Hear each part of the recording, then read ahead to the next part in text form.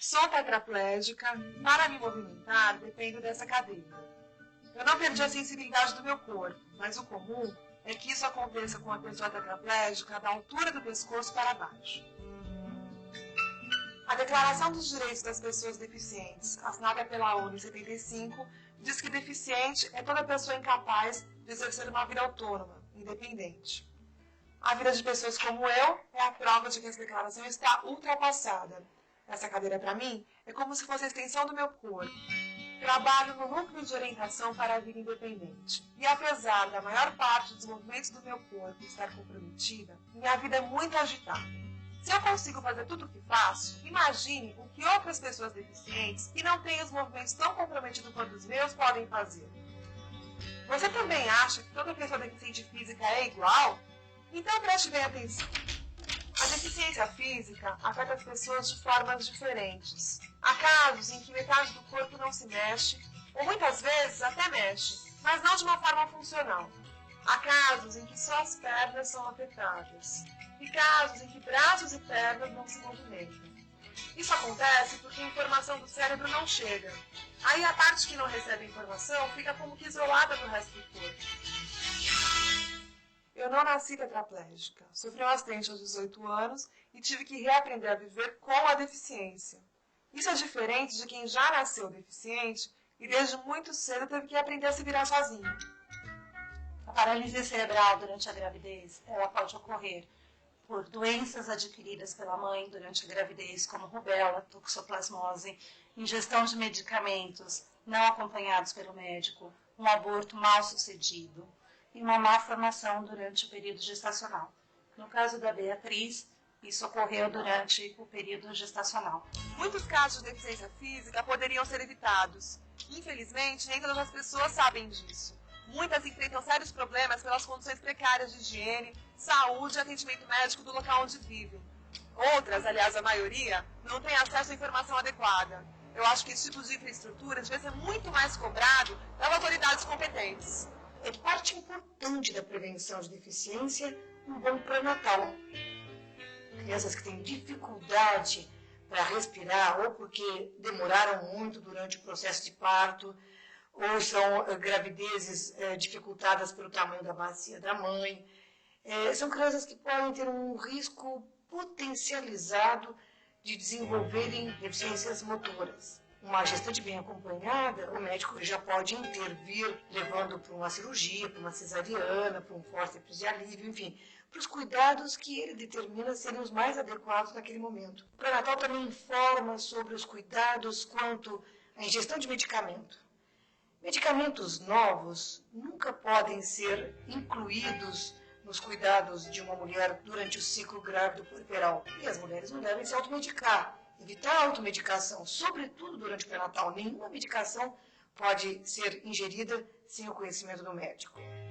Durante o pré-natal também a mulher vai identificar o risco do tabagismo, o fumo exagerado, do uso de álcool e de qualquer outra droga. São cuidados que fazem parte do bem-estar da saúde da gestante e que vão, exatamente por isso, garantir uma saúde do recém-nascido. Agora tem as pessoas que, como eu, adquiriram a deficiência depois que nasceram. Nesses casos, o motivo pode ter sido algum acidente no trabalho, no trânsito, a violência urbana ou ainda algum problema de saúde que trouxe a deficiência física como sequela.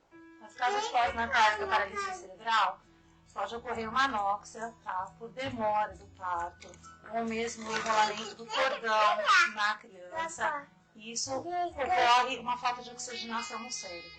A criança pode ter doença cardiorrespiratória, ela pode ter uma doença infecto-contagiosa, seria meningite, encefalite, e pode ocorrer acidentes, como traumatismo craniano, tá? E no caso do Felipe, ele teve uma anóxia cerebral, foi uma falta de oxigenação durante o parto.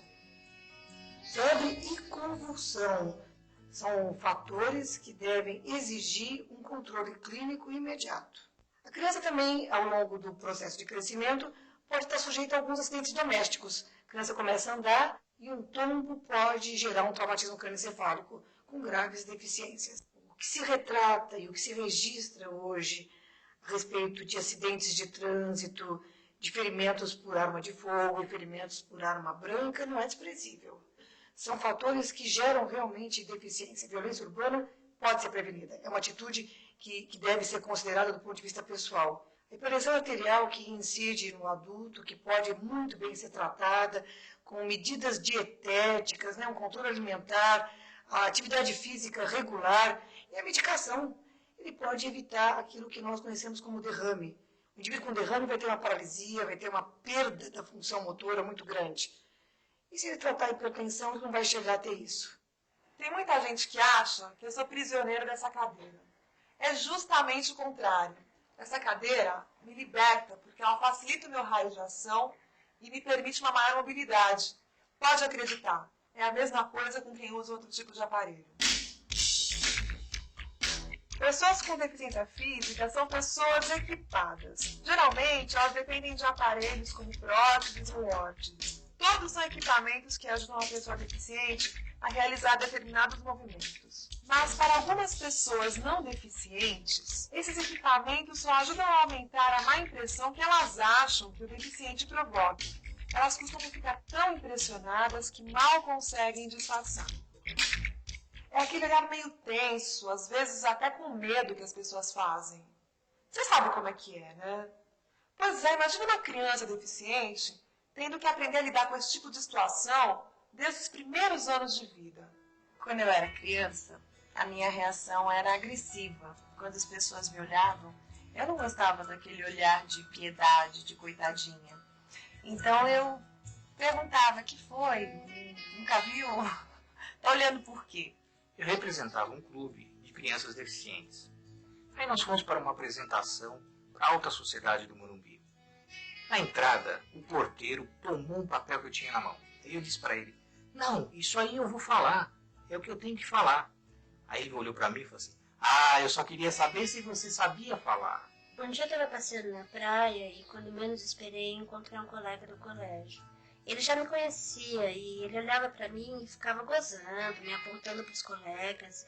Só porque eu estava lá com o meu corpo, exposta de maiô, ele achou aquilo engraçado e ficou fazendo gracinha mesmo. E hoje eu consigo dizer para essas pessoas, explicar para elas da importância, o que é ser um deficiente e da importância de se ter uma perna mecânica para se ir à escola, para se ter trabalho, para se ter lazer.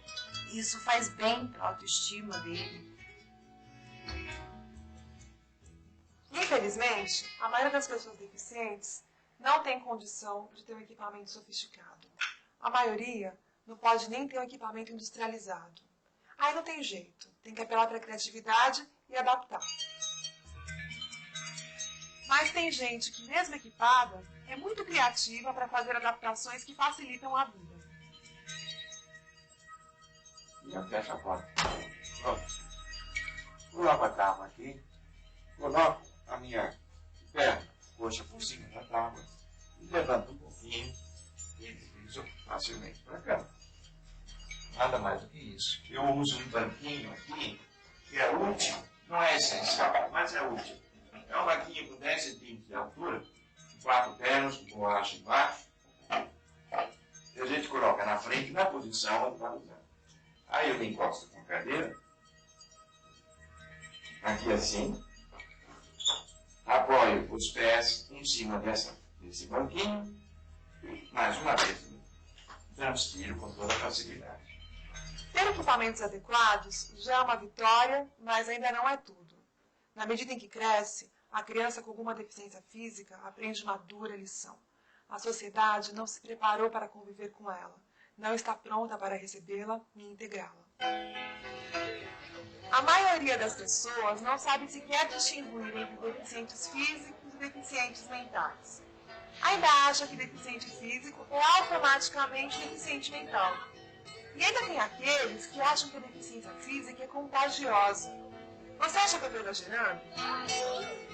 Aí o médico me olhou, nem me examinou direito, né?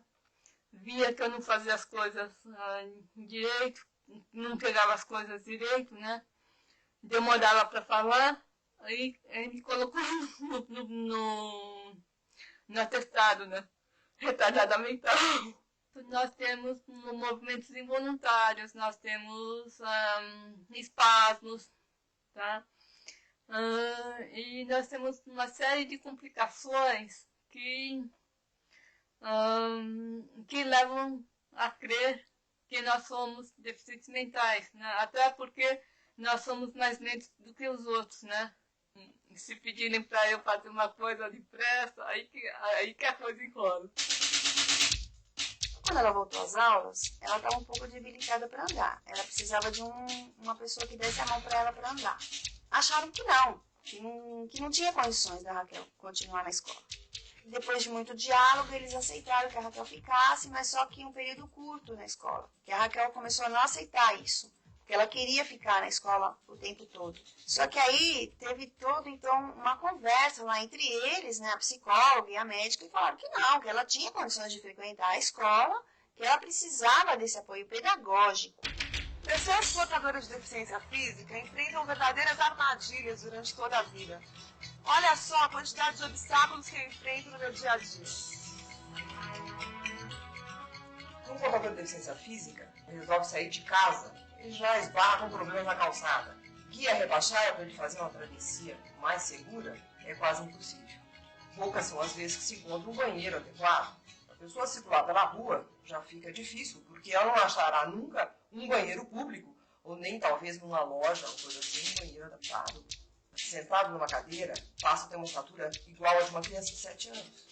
A minha largura passa a ser muito maior do que efetivamente eu tenho.